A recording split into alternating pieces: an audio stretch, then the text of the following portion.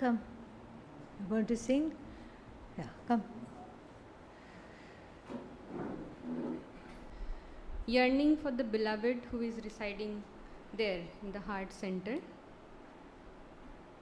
So yeah, the song goes like.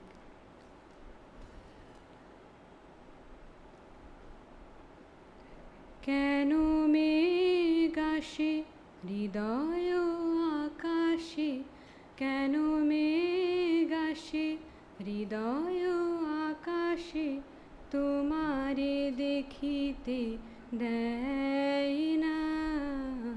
মোহ মেঘে তোমারে দেখিতে দেয় না।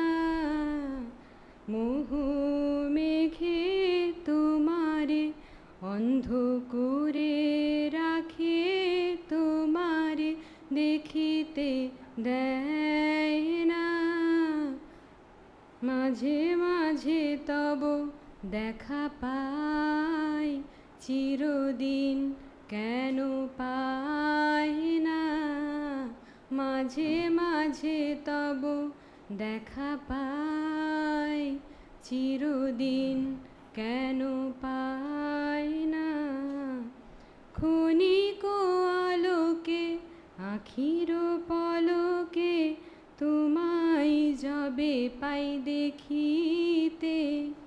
ক্ষণিক আলোকে আখির পলকে, তোমায় যবে পাই দেখিতে।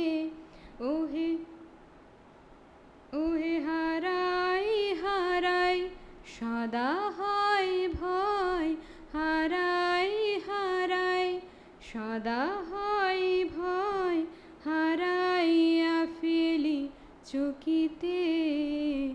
মাঝে মাঝে তব দেখা পাই, চিরদিন কেন পাই না। মাঝে মাঝে তব দেখা পাই, চিরদিন কেন পাই না। ওহে কি করিলে বলো পাইব তোমারে, রাখিব আখিতে আখিতে। ওহে কি করিলে বলো পাইব তোমারে, রাখিব আখিতে আখিতে। ওহে এত প্রেম আমি কোথা পাবো নাথ, এত প্রেম আমি কোথা পাবো নাথ। তোমারে হৃদয়ে রাখিতে আমার সাধ্য কি বা, তোমারে দয়া না করিলে কে পারে। তুমি আপনি না এলে কে পারে হৃদয়ে রাখিতে। মাঝে মাঝে তব দেখা পাই, চিরদিন কেন পাই না। মাঝে মাঝে তব দেখা পাই, চিরদিন কেন পাই না।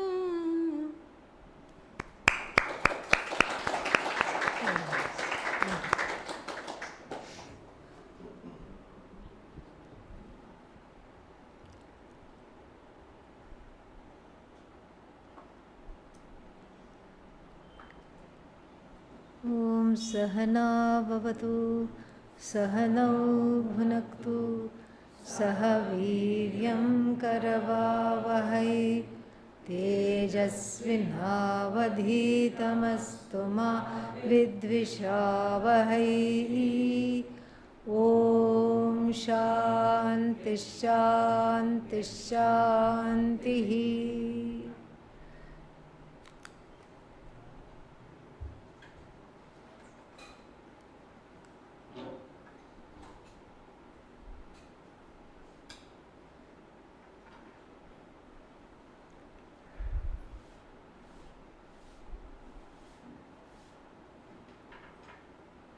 As I walk this path, I notice that some friendships no longer feel aligned with my values or the directions of my life. I find myself wondering, is it a lack of tolerance to gently step back from friendships where there is no longer a shared vision? Or can this also be a form of discernment, viveka, rather than the ego of rejection? How can I remain open-hearted and inclusive without compromising the clarity that I feel inwardly? I want to be kind, not selfish, but also true to the path. Very nice question, very good question. I'm sure many people resonate. This is one of the hazards of studying Vedanta. What happens? Certain things fall away. Why do they fall away? Like the questioner has said, the one is going a certain way, there is growth, there is emotional growth, and there is a lot of shedding as a result of studying the Upanishad. Okay? And so then, because of this shedding, what are we shedding? What is one shedding? One is shedding notions that no longer serve. One is shedding ideas. One is also shedding, without knowing, certain dependencies. I have to have this one, I have to have that thing, I have to have it a certain way. All these things are going. Some things are consciously going, some things are subconsciously or even without my knowing, unconsciously going. And then what happens is that as long as this going does not create any ripples in the life, then I allow it to go. Then it's easy to say bye-bye, no problem, go, go, go. Yes, I want Atma Jnanam, very nice. But then this ashram is a small little microcosm. It's a well compared to the ocean of samsara out there.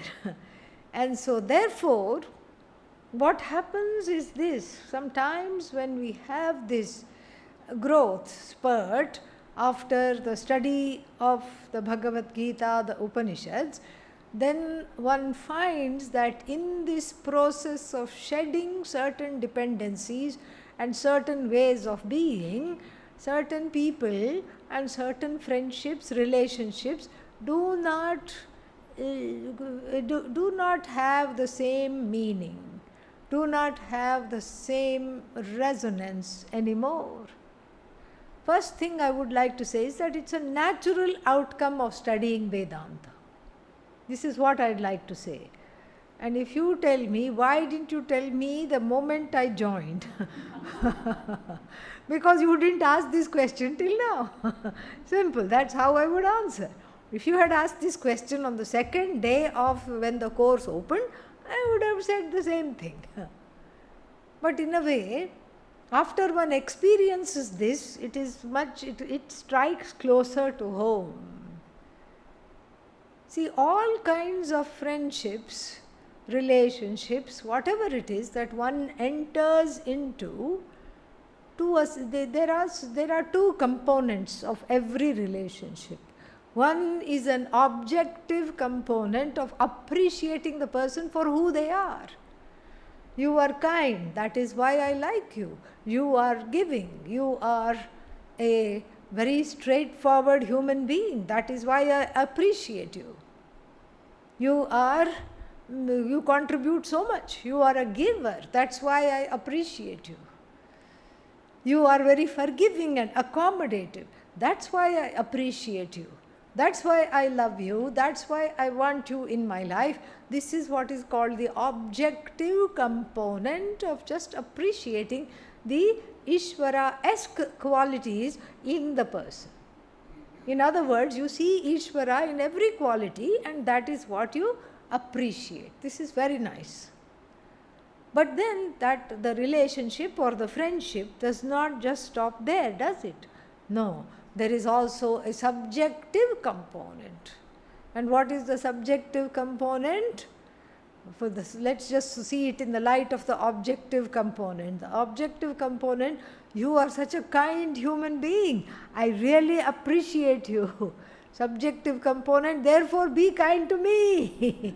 I need kindness. I'm looking for kindness. That's why I want you in my life. Because you are kind, I need you in my life. Because you are giving and nobody has given me anything, I need you in your life, in my life. And because you are attentive to everybody and everything, and so you should be what? Attentive to me. Therefore, I want you in my life. You see, there is the whole subjective and objective component. The subjective component also has a raga. You have a love or a desire to appreciate that quality. But it is not a binding raga. It's not a binding desire. But the moment you say, I want this quality that you have for myself, I'm no longer inspired by who you are, but then I want this quality, I want to possess it for myself, I want to see what you can do for me with this quality, because there is a kind of a strange match. What is the match? I want attention, and then what are you? You are the one giving attention. And you see, this is the subjective component, and the subjective component of every friendship, every relationship is based on a dependency. And why is there a dependency? The dependency arises out of a sense of lack centered on the I. This dependency arises out of a sense of lack, and then this dependency is what puts a desperation in the friendship, in the relationship. I can't do this without you. I have to have you because this is what you represent. Somehow, by some grace operating over time, this kind of a person enmeshed in many, many dependent relationships, what happens? Suddenly comes to a 3-month course. How? Don't ask. Bhagavan. And there one applies, one can come to a 3-month course, but then one need not be transformed. One can still be like a rock, okay, without any transformation happening. But somehow, because of again grace operating in the life in the form of Bhagavat Kripa, what happens? This anugraha, because of that, one learns a lot of things and one transforms oneself, one is transformed by the Shastra, one is taken by the Shastra, allows oneself to totally transform. And then what will happen? With the new eyes and this new identity, then you look at the old relationship that were forged when one was feeling dependent, when one was feeling extremely needy, when one was identifying oneself as a wanting person, and now there is a total mismatch. There is no match at all. And then there is a fear now, because if I drop this relationship like a hot potato, oh my God, OMG, there is so much guilt, there is so much hurt, what to do? You have to be honest. You have to say, I have undergone a transformation. Oh, that means there is no place for me in your life. You have to assure them, no, there is place for you in my life, but not in the way that we thought. Not in the way that you might expect. Not in the way that I thought I could give.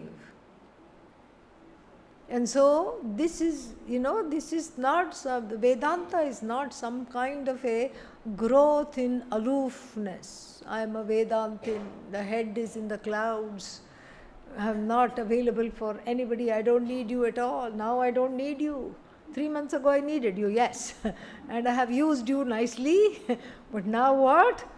I am somewhere else, I have taken off on the moksha plane. It is in the air along with my head. It's in the air.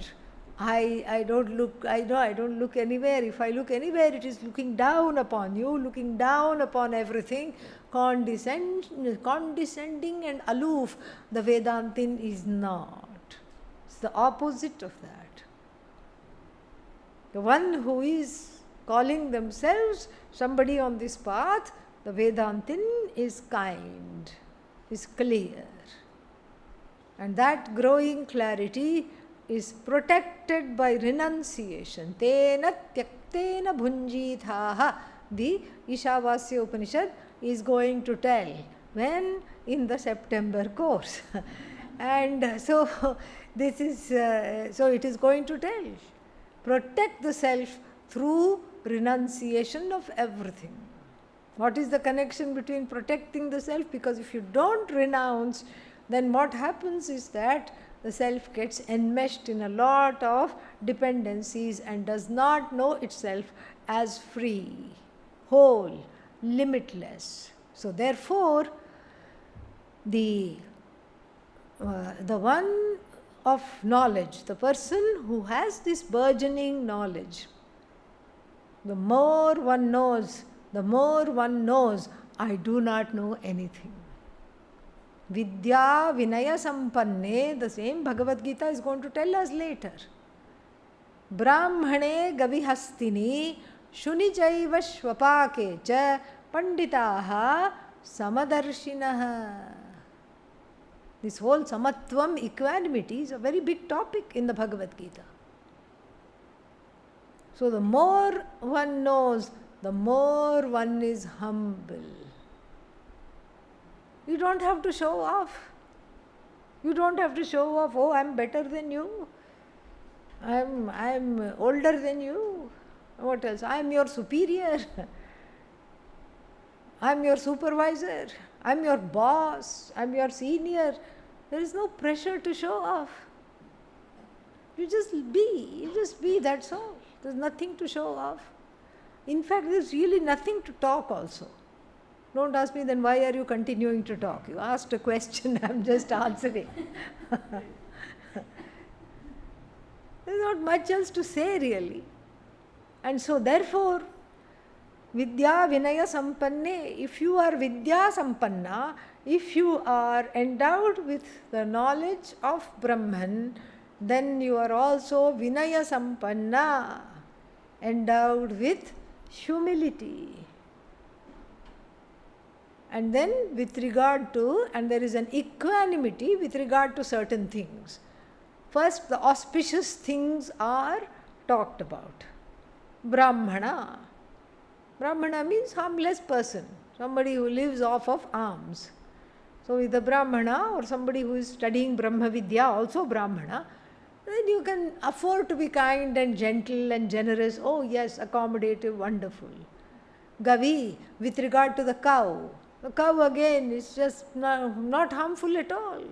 You can pat it on the head and give it something to eat.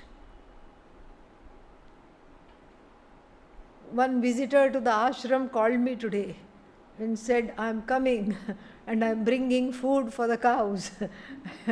That much, there is just love for the cows because they are harmless people. I told, there is, maybe you can just get something right here. You don't have to bring everything from Mumbai. But that is the love for the cows. Brahmane Gavi Hastini. Hasti means what? Elephant. Because it uses the trunk as a hand. It's a hasti. One-handed thing it is called. One-handed creature. With regard to the majestic elephant also, one can be very, very nice. But then the second line shows all the things that one may have outgrown. Shuni, dog. In ancient India, the dog was not highly regarded. It was okay as a pet outside. It never came inside the house. There was a courtyard. It would be in the little courtyard. It would be fed and everything. And then there are certain rules about when the dog can be seen and when it should not be seen and what kind of dog, etc., etc. So if you see the dog on the wrong time of the day while going somewhere to do this, then you are dogged by bad luck. Okay, so then that is the, so therefore, even with regard to the dog, there is equanimity. Poor dog, it just came every day, it also came today. How did it know that you had an important job interview and it should stay somewhere else? It had no idea. Correct? And so the dog, and then what else? What is worse than the dog? The dog is very harmless. What is worse than the dog is the one who cooks and eats the dog. Shwapak. Shwapak means the one who boils the dog or fries the dog and eats the dog. So, of course, there is so much, even thinking about it, there is so much grina in the heart, there is so much feeling of, what is that, we are creeped out. That's the best way to explain it. You have this creepy feeling, you freak out and you creep out even listening to this. And then this kind of a grina is there for Shwapak. But Shuni Chaiva, Shwapakecha, the ones who are Panditas, Panda is Atma Jnana Vishaya. Panda asya astiti Pandita. The Panditas are what? Samadarshinaha. They do not distinguish. And the Tattva Bodha also says, let the person of knowledge die in Kashi. Because everybody wants to die in Kashi. Let the person of knowledge die in Kashi. Let the person of knowledge die in the house of a dog eater, dog cooker. Still no papa comes. Why? Samadarshina. And so that samatvam with regard to the person is in your life who you haven't outgrown the person. Person is Ishvara. You have outgrown the need for their personality. This you have to understand. You don't have to make them understand that. You have to understand that. You are free to love them. You can love them. But you don't have to participate in the enmeshment. And in the beginning, they might pull you, like, come on, we used to do this, what's wrong? But if you hold steadfast, then it does not affect. You have to be strong. You have to gain that strength and stay in the ashram as long as it takes to gain that strength. That is why Vedanta is something that you have to expose yourself for a certain length of time before it takes root. What's the difference between a Brahmana and a seeker of knowledge? Are they the same? Because Brahmins do all kinds of rituals that people of other castes don't do. No, Brahmins are just, it's not that the people of other castes don't do, they can also do. Agnihotra is done by everybody. Every Hindu is doing Agnihotra. All the Varnas do Agnihotra. There is no such thing as only Brahmanas. Brahmanas do for other people. They engage in mediating between you and Bhagavan because they have knowledge of intricate ways of whatever the pariharas. How do you say pariharas? Remedial yajnas and all. They know the intricacies of that. So the Brahmana's job is to offer their services as a proxy doer. You are the doer, but they say you give them the doership, you give them the spiritual power of attorney to do the puja on your behalf. So there is a difference between Brahman, the one who is studying about Brahman, and Brahmana. Brahmana usually is the expert and the exponent of the first part of the Veda. What is that called? Karma Kanda. The Karma Kanda. Whereas the student of Brahman is into what? Jnana Kanda. Knowledge portion, Vedanta. That is the difference.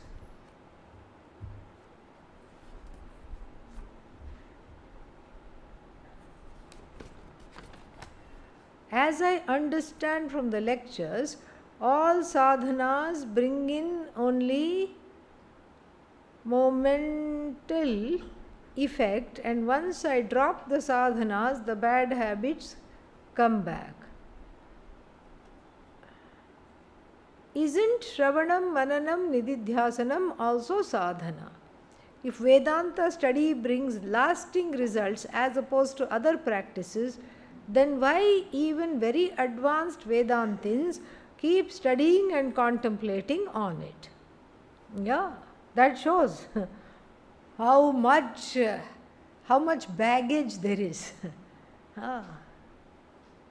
You're a student for your whole life. Whole life is that of study, assimilation, and allowing things to be. One is learning all the time. As soon as one thinks one knows, oh yeah, I see it, I know Brahman. Immediately there is something on the head. Something happens.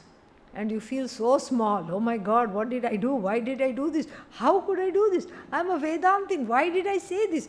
I should have just kept quiet. I should have gone into Maunam. Why didn't I think of that? As soon as you feel like you have mastered something, immediately you fall flat on your face.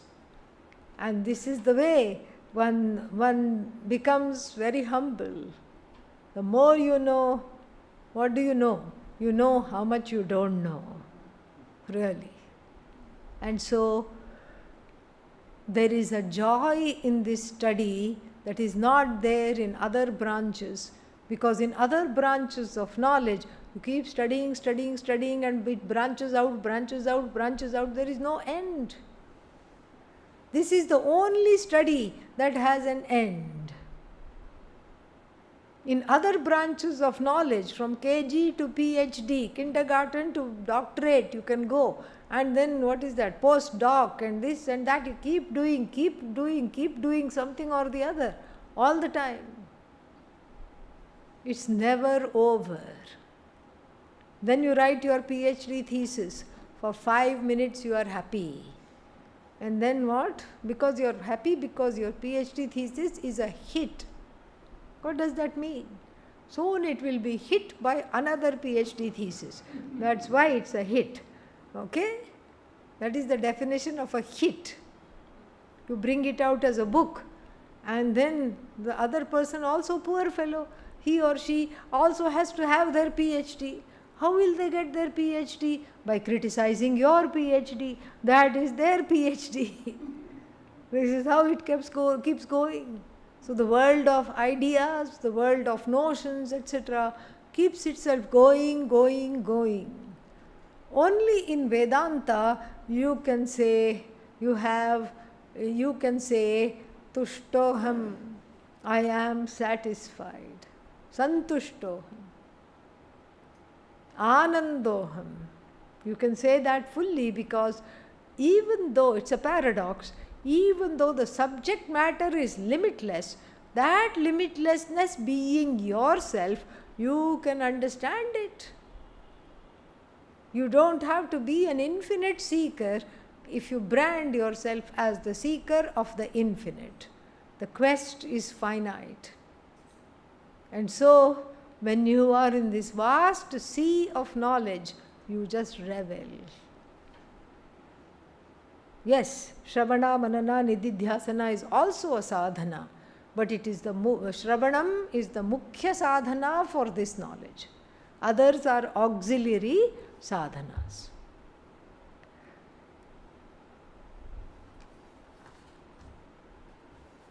In some religious traditions, there is a concern with how the physical body is treated immediately after death, considering its relationship with a subtle body. In this tradition, is there any concern of this kind? How does it work if a person wants to donate their organs or the whole body to medical studies? Yeah, we don't have a problem with that, because the Ishavasya Upanishad, which is in the what is that called? Samhita portion, meaning right in the middle of the Yajurveda, not at the end, because it is something that is like bringing people to the Upanishad right in the middle of the Karma Kanda. It says at the end, what does it say? It says that please, it prays. There is a prayer by the person to the Lord in the form of the sun. Pushan ekarshe prajapatya vyuha rashmi. And it says, please open the basket or suitcase of punya. When? As soon as I depart. Don't open the papa suitcase. That's the Pandora's box full of God only knows what all will come out. Let the punya come out first. Bathe me in punya. And let this body, which was offered to you all life long, because it was doing yajna, it was doing puja, it was doing sadhana, it was studying Vedanta, it was doing karma yoga, it was doing seva, this body that was dedicated to you in many, many ways, now I give you, O Agne, O fire, let this body be my final offering to you. So every day, the Vaidika, husband and wife, they tend the fire, keep the fire going, and this fire is a threefold fire inherited from both the parents. And both the parents, when did they inherit the fire? From their parents. From it's much older than the Olympic flame, really. This fire is kept. Three kinds of fires are kept. One is just for last rites, one is for daily Agnihotras, one is for special occasions, Naimittika karmas, Kamya karmas. Three fires are kept burning in every home. They said the people in the Inuits, the indigenous people of Alaska and all, they have 300 words for snow. Because what do they have? Snow. When do they have it? Always. Snow, snow, snow. So they have one word for powdery snow, one word for fluffy snow, one word for icy snow. They have 300 words for snow. We can have 1,000 words for fire. This is a fire-based culture. This is a fire-based culture. And so that fire which was tended throughout my life, which I have been tending, and then offering things into the fire with so much Shraddha, let my body be the final offering. So beautiful this is. The last offering for that fire is the body, and so therefore, if the body is an offering, we don't say it should not be given to medical science. We don't say that at all. Very much in keeping with the spirit of seva, very much in spirit keeping of service. So whether it is body being given to, what is that called, medical college, or whether it's the organs donated to other bodies who can survive as a result of, if somebody can live as a result of my heart, let it be so, no problem. We don't have that kind of those injunctions, prohibitions are not there. Hinduism is very much, it is not anti-science, it is not scientific itself, but it is not anti-science. It's a very pragmatic tradition. So no such injunctions or prohibitions are there. Next one, in Karma Yoga, we do actions for self-growth, preparation of jnana. How is this not wanting results? You're right, okay? Yeah, but it is wanting results. It's not that Karma Yoga is action without wanting results. No. Karma Yoga is action where the results are reconciled as prasada. Nobody can do any action without wanting results. Karmani mandah api na pravartate. Adi Shankara says, even the person who is developmentally challenged, will not do action without expecting the results. It's not, Karma Yoga is not that. That is a myth. That is our some kind of an understanding which is not fully correct. We have to let go of that. Many people think Karma Yoga is going to the ashram and working without pay. That is Karma Yoga. That is not Karma Yoga, or without expecting results. How can you not expect results? You have worked hard, you have every right to expect results. How can you say, I don't expect results? That's not realistic. And neither is it Shastric. Shastra doesn't say that. Shastra says Karma Yoga is growing into a person who likes whatever result comes. Rather than being a person who is adamant about having certain results, Karma Yoga says, whatever results come, I am okay. That's why it is called Prasada Buddhi. Whatever result comes, I train myself to be okay, to see the best in whatever comes, to accept what comes. It's not that I don't expect result. I have expectations. Otherwise, why do the action? Why do the action? Even teaching. If I thought I was not making any sense and nobody was understanding anything, I would not teach. Nobody would teach. And if you also thought that you are not understanding anything, you would not come sit here day after day. So therefore, when you engage in an action, there is an expectation, definitely. The extent to which the expectation is met or not met brings about emotions. Karma Yoga is managing those emotions and being in acceptance of what results that come as Ishvara Arpita action and Ishvara's given results. Ishvara Prasada, that is Karma Yoga. It's not expecting results. So now we take the onus from being focused on the results of action to self-growth.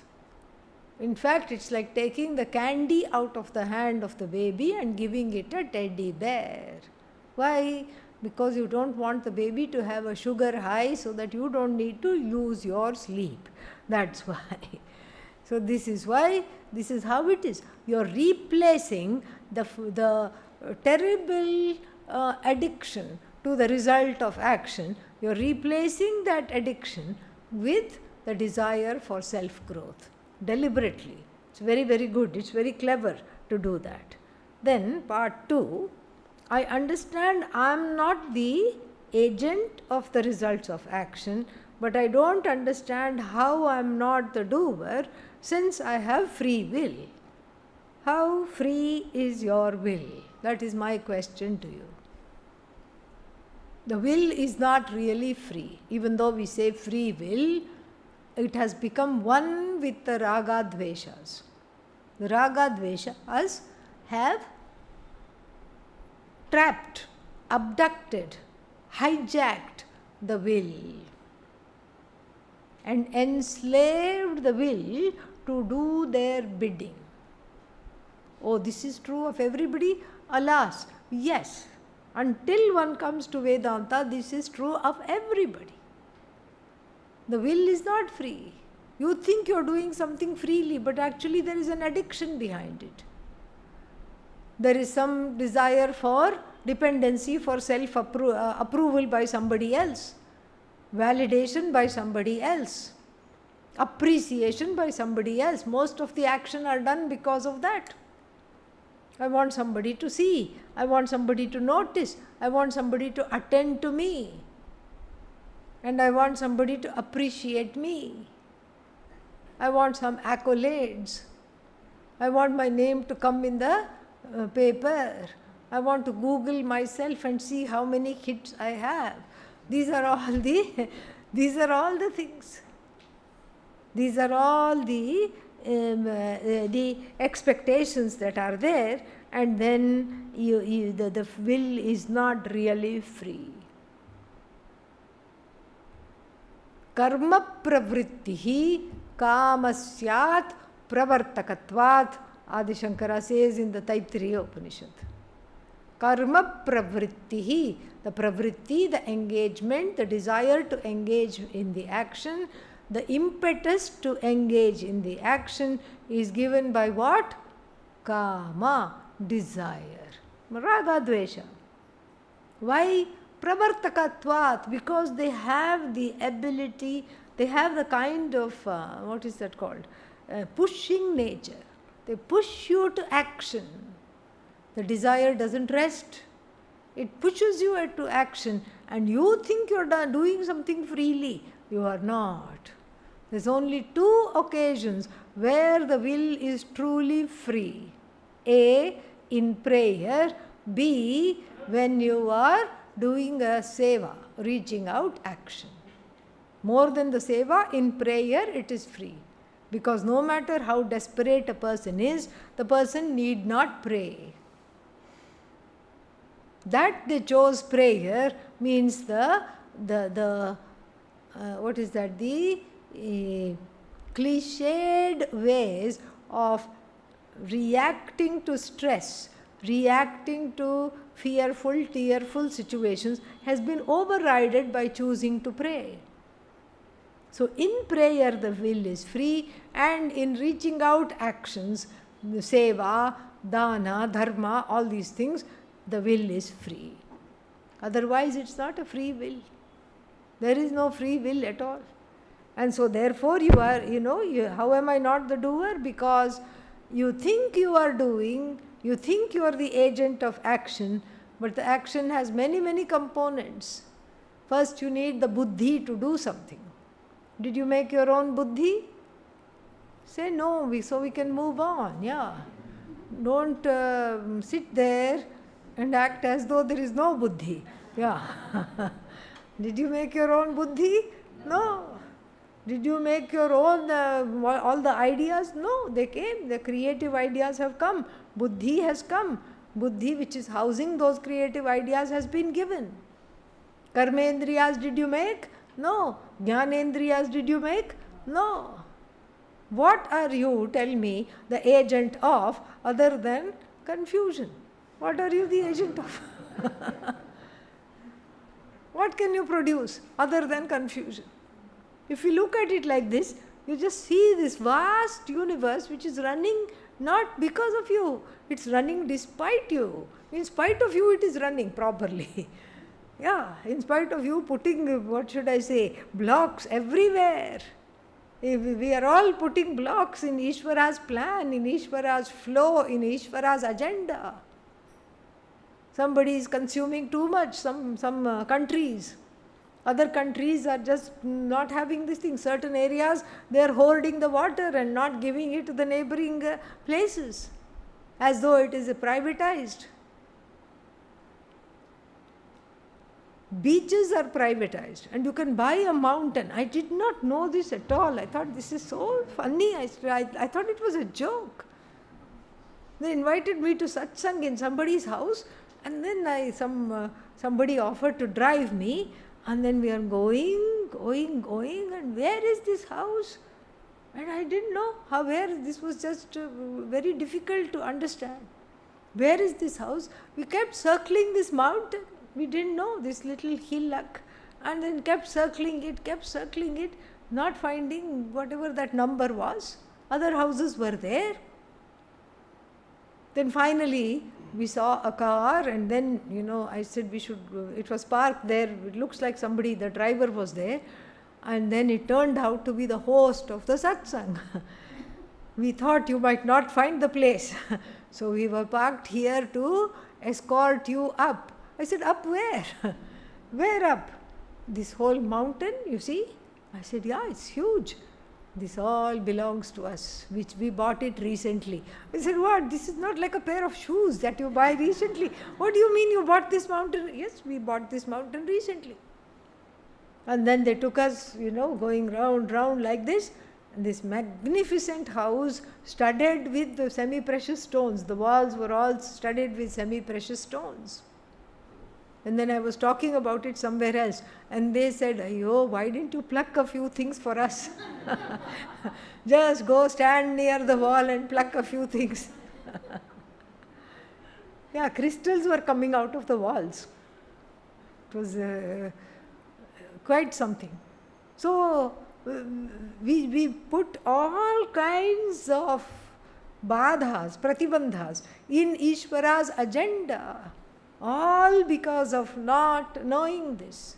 We are only experts and agents in creating confusions, in creating pollution. Yes, we can do that. We are agents of confusion, we are agents of pollution, water pollution, air pollution, atmospheric pollution, food pollution. It's not called pollution. What is it called? Food adulteration. We are experts in that. So there we can take the credit for kartritvam. Nowhere else really.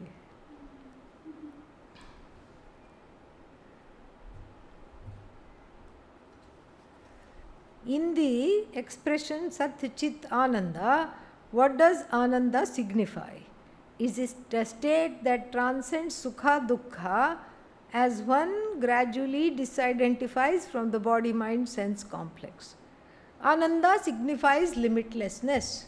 Ananda is Ananta, free of time, free of space, free of being confined to one particular body or object-wise limitation is not there.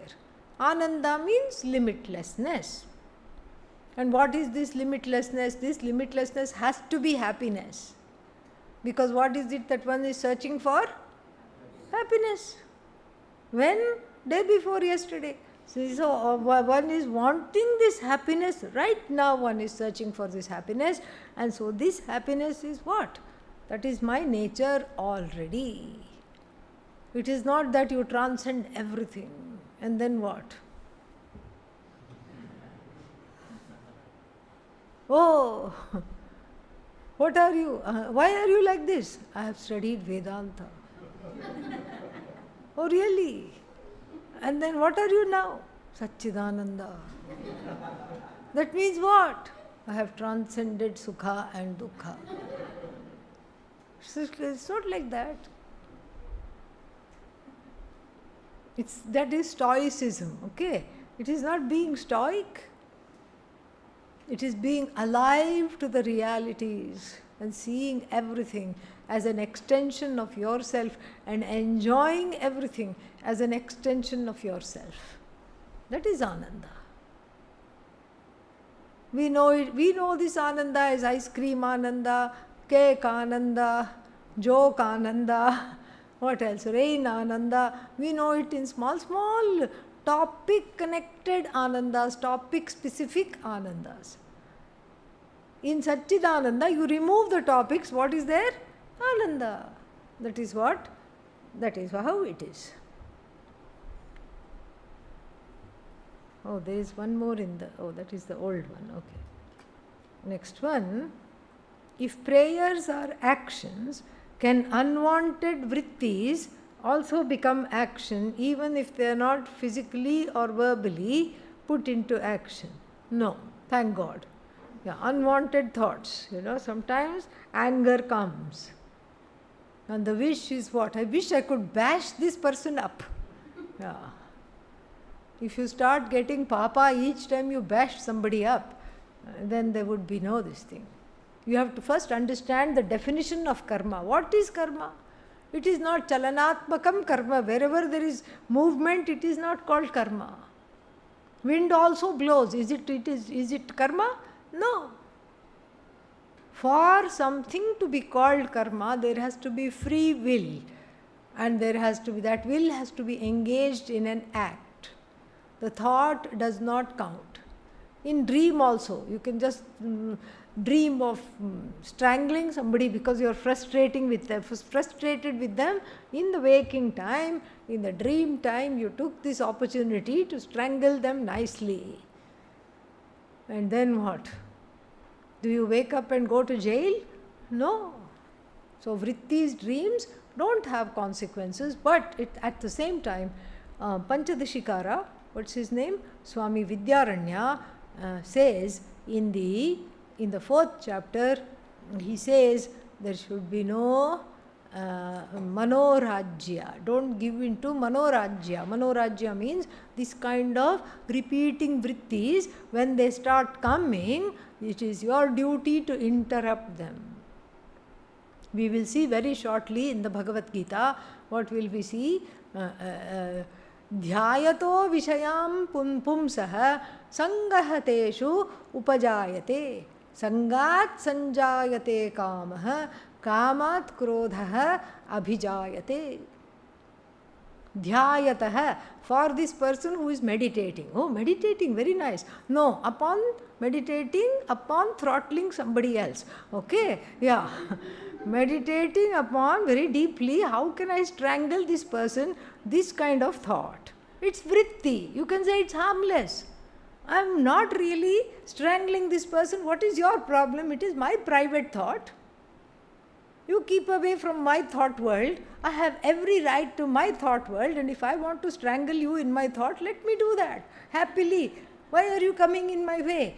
Panchadashikara says, no. Because that's how the thought becomes often, an unchecked thought becomes a precursor to what? Action. This we have to see. Because the more you think, the more it says, oh, I think I can get away with this. Yes, that person's money looks very good, and then it's just there, and they are very careless. And then I think I can go buy a few things which I want. So you think about it first, and you say, no, that's not nice. It doesn't belong to me. The first answer is always a dharmic answer. And then what do you tell dharma? Shut up. Yeah. Who says shut up? Ragadveshas. Sangaha upajayate. So for this person constantly meditating upon a certain action that is difficult or adharmic, there is an attachment to that action. Sangaha upajayate. And then sangat sanjayate kamaha. Up till now it was a fleeting fancy in the mind. The fancy turns into action. Desire turns into action. And when the results of action don't come in accordance to my desire, then that desire turns into anger. Like this, there is a self-destruction that happens. We'll see that in detail in the Bhagavad Gita. So when these kinds of vrittis come, carry a bag of full stops. Put one full stop after every vritti. Don't entertain it. Change the channel. Go do something. Go sit by the Ganga. Go change the story. Talk to somebody. Clean your room. Do something. Yeah, that needs to be done. Yeah. So, Swamiji said, Ananda is only reflected in humans. This confused me.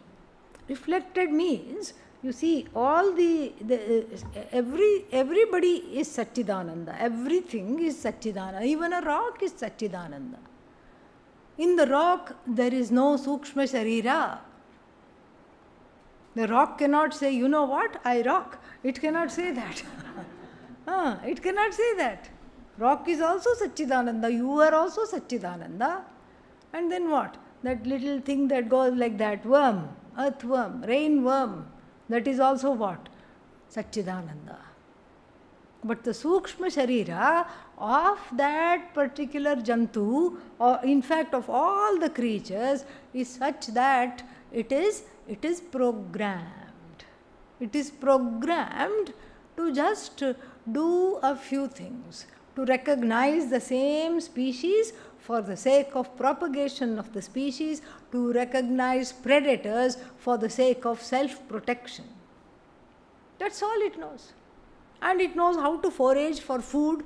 It knows how to take care of the young ones. Once it gives birth, it knows. It doesn't need to go to mothering class, parenting class. Yeah. Human beings need that. The animals don't need that. Instinctively they know what to do. They know how to take care of the young ones, and then when it is time to kick them out, they kick them out also. Please go. Go find your own food now. Enough. You are grown up. So like that, their life is programmed by Ishvara. They live only in Ishvara's flow. With us, human beings, it's almost like Mother Nature, Prakriti. What has Prakriti done? Prakriti has poured all everything here so that there is uninhibited consciousness in the human being. Consciousness is without inhibitions. It is manifest in an uninhibited way, meaning there is no programming. I am aware of myself and everything becomes evident to me. I am self-evident, everything is evident to me. This is both a blessing and a challenge. It's a blessing because there are no fetters, there is free will, there is the desire to pursue Ananda and the desire to gain and understand and live in Ananda.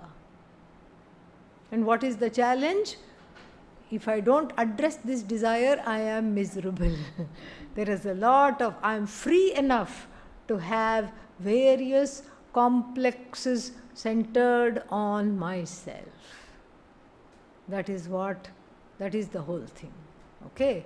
So therefore, what do we have to do?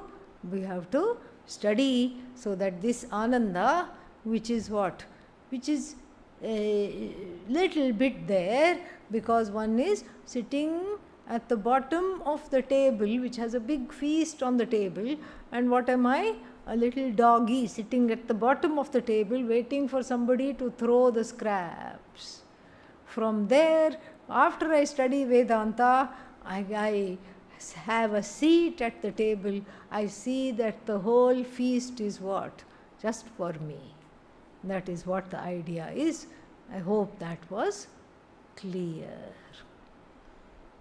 Om Sarve Bhavantu Sukhinah, Sarve Santu Niramayah, Sarve Bhadrani Pashyantu, Ma Kaschid Dukkha Bhag Bhaved, Asato Ma Sadgamaya, Tamaso Ma Jyotirgamaya, Mrityorma Amritangamaya.